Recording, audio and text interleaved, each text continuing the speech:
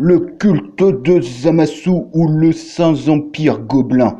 Mais qu'est-ce que ce clan-là? Le Saint-Empire Gobelin ou le culte de Zamasu est une secte ayant fabriqué leur monde avec des trucs marteaux du warp. Ils tapaient dans le vide et des bidules sont apparus. Du moins c'est la version de leur histoire. Ces gobelins sont très mal vus par tous les autres peaux vertes à cause de leurs pratiques bizarres.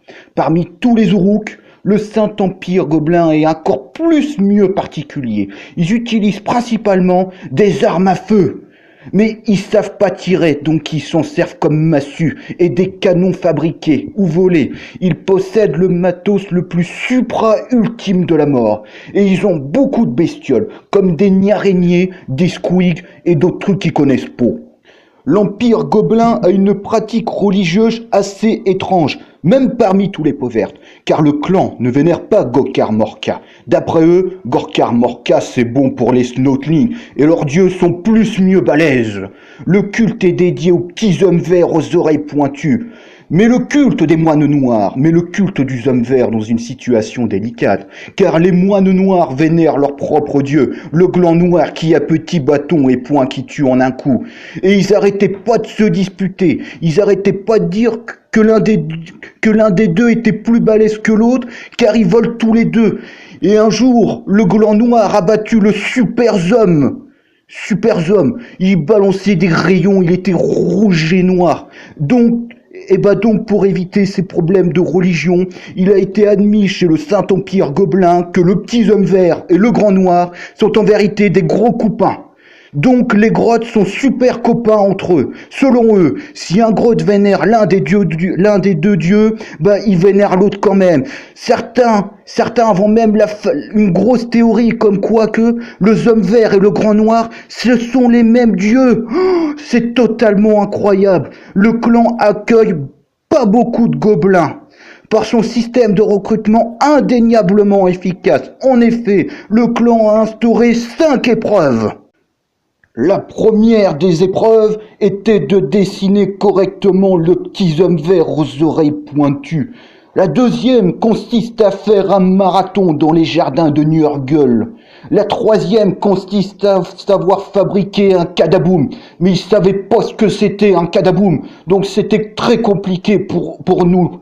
La quatrième est de survivre au comportement amical et affectueux de très grosses bestioles. Ça pouvait être tout et n'importe quoi, mais le plus difficile c'était de survivre. Et la quatrième est de vénérer le petit homme vert aux oreilles pointues. C'était l'épreuve la plus simple. En vérité, ces épreuves sont juste là pour se donner un style cool. Une fois que le gobelin réussit ou pas les tests, on s'en fout. Il entame un rituel avec l'un des chamans qui consiste à vénérer le gland noir ou le homme vert. S'il ne vénérait pas assez bien selon les chamans, il était juste tué, car c'est trop drôle. Il était pas assez vert ou pas assez noir pour mériter leur dieu. Les batailles du clan. Le Saint-Empire adore castagner sur tout ce qui est plus grand qu'eux, ce qui comprend pratiquement la totalité des races connues, particulièrement sur ceux qui étaient verts et surtout plus grands que les hommes verts. Ils ne méritaient pas d'être aussi grands que les hommes verts, donc ils étaient tués. Ces gobelins considèrent que toutes les autres races qu'on nomme bidule machin truc sont une insulte à leur dieu, donc tout le monde doit mourir et partir les pieds devant, au nom de leur suprême plus badass mieux Dieu.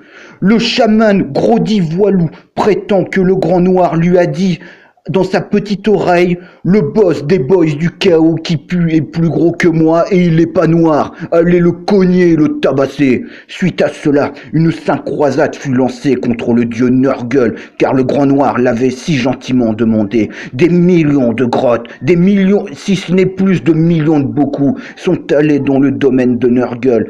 Les gobelins ont commencé à cramer son jardin et voler les gros insectes et les grosses bestioles qui puent pour en faire leur nouveau copains. Les canons faisaient pleuvoir la mort à coups de petits cailloux. La grande armée se trouva actuellement devant le manoir de Nurgle. Il paraît que ça se castagne encore là-bas. Le clan adore tabasser les autres Uruks, car c'est pas des copains, car leurs dieux sont plus nuls et ils sont pas assez verts ou pas assez noirs pour avoir les nôtres. Ils adorent tabasser les Sylvanèches. C'est trop rigolo de voir des sapins de Noël cramés. Les boîtes de conserve de Sigmar, ils sont plus brillants que le Grand Noir. Ça doit crever, disent-ils. Les vampires et les squelettes, ils ne sont là car ils ont tué la mort pour l'instant. Les hommes rats sont moches et puent. Ça ressemble bizarrement au gros chaos qui pue du cul. Le Grand Noir a dit, tout ça, ça doit crever. Le clan adore craser du nabot de niardinage, sauf ceux qui font partie de leur mystérieux copain. Ils tabassent tout ce qui bouge à coups de pied, à coups de poing, à main nue. Les potes du clan, aussi incroyable que cela puisse être pas possible, le clan a des vrais copains. Des vrais copains qui vont pas buter. Pour commencer, les ogres. Les ogres, ils sont gros. Aussi gros, ils sont gros comme le Grand Noir et ils sont plus grands que les hommes verts, donc ils ont droit de vivre, mais ils ont pas le droit d'être plus gros que le Grand Noir, sinon ça serait une insulte au Grand Noir. Une fois tous les beaucoup de jours, les ogres de la famille Lopez qui voyagent dans l'univers, on ne sait pas comment, sûrement avec une planche de surf magique ou une planche magique, on ne sait pas. Ils vont chez nous, ils vont chez nous, le Saint-Empire Gobelin, et là, ils se font des combats d'insultes et du style. Et ils se donnent des coups de poing à main nue. Ces grands tournois sont célébrés avec passion chez le Saint-Empire Gobelin, parce que ça fait de l'animation de voir des géants se péter la gueule et les dents là-bas. Le gagnant, il est sacré, fils du roi Lopez, fils du Grand Noir. Il y a aussi des nains chez nous. On ne sait pas ce qu'ils font là. On ne sait pas ce qu'ils font. On ne sait même pas comment ils sont arrivés là, mais on s'en moque. Tout ce qu'ils font, c'est de creuser et de miner à travers le warp. Mais on ne sait pas du tout ce qu'ils font là. Au moins, le bon côté, ils adorent tabasser et castagner comme le Saint-Empire. Donc le bon côté, ils savent utiliser les pampans et les gros canons qui font boum. C'est trop bien. Et il y a aussi des hommes lézards. On n'a pas accepté les gros à deux pattes, on a accepté seulement les pitis. Les pitis, on les aime bien pour la simple unique raison, ils ont des grosses bestioles qui balancent du venin et tout plein de trucs qui glacèrent et déchirent. Voilà. Et au moins, ils sont pas plus grands que les hommes verts, donc ils ont le droit de vivre. Leur chef, Umgada, il pense que les hommes verts pourraient castagner tous les autres dieux, tout le cacao qui pue, l'homme qui brille, et même une mystérieuse divinité. La localisation du clan. Le clan a créé des myriades de tunnels du warp fabriqués avec des pioches du warp. Ils sont tous donc. Ils ont creusé et ça a donné des tunnels du warp. Ils sont tous connectés, ils vont partout.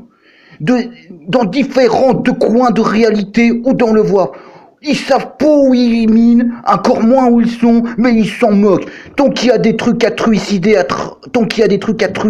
ils sont très contents. Le seul coin connu des autres races se trouve dans les jardins de Nurgle. Ce coin qui pue est l'endroit parfait pour choper des machins et faire chier le grand Nurgle qui pue, car le grand noir l'a demandé de leur merder.